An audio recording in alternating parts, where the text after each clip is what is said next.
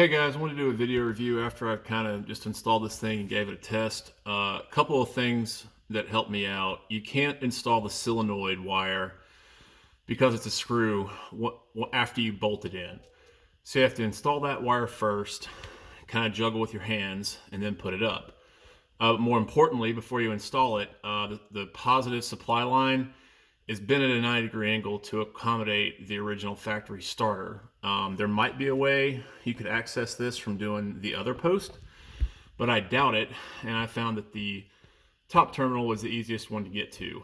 So you're gonna have to basically bend that thing out from a 90 degree to kind of a straight like I did right here in order to get this to work. You know, I think it's kind of crappy that they made it that way, but hey, it is what it is.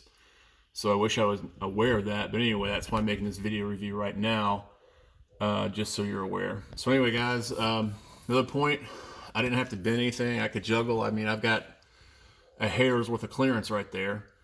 But yeah, so I've seen other videos where this thing has to be pointed down. But anyway, guys, I want to give you this heads up.